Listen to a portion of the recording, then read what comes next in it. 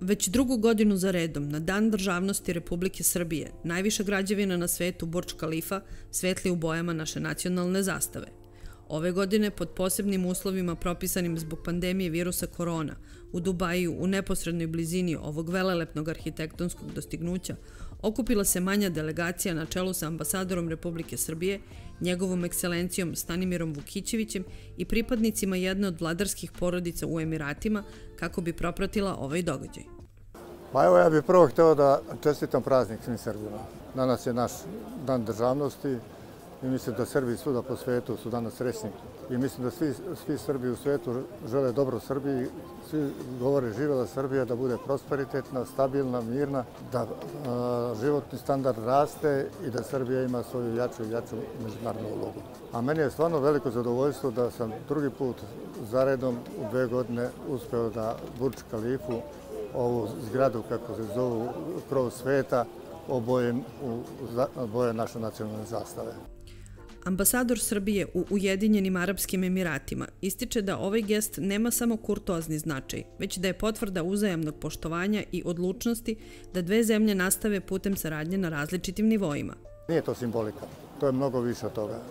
To je prvo jedna pažnja Ujedinjenih Arapskih Emirata da nam pokloni nešto za naš dan državnosti. Nemaju sve ambasade tu mogućnost i nemaju sve ambasade tu privilegiju. Sa druge strane, to je i orijentacija. Na taj način mi pokazujemo i mi i oni jednu spremnost da budemo zajedno i da naša saradnja se nastavi, a prijateljstvo je inače iskreno i međusobno poverenje jako. Njegova ekscelencija našim ljudima u Ujedinjenim Arapskim Emiratima ukazuje da ovakav poklon zemlje koja nam je domaćin takođe označava čvrstu podršku svima koji su odabrali da ovde žive i rade. Ovo je poruka i svim Srbima koji žive ovde.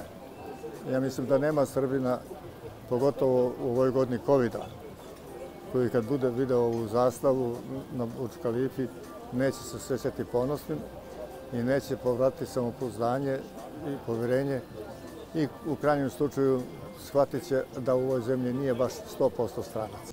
Ambasador Stanimir Vukićević ističe da smo zahvaljujući diplomatskim naporima, ali i velikoj podršci porodice Al Nuaimi, vladarske porodice Adžmana, kao i suvlasnika kompanije ICICB Group, Muse Al Bawaba i šejka Marwana Al Maktuma, jednog od sinova vladara Dubaja šejka Mohameda Al Maktuma, bili u prilici da i ove godine gledamo kako se najveća srpska nacionalna zastava vijori u centru Dubaja.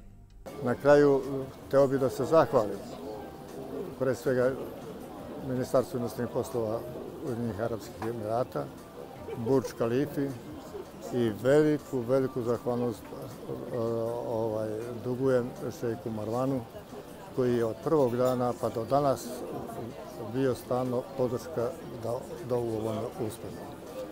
Hteo bih da se zahvalim i gospodinu Musi, direktoru i vlasniku ICICB, koji je evo i večeras sa nama.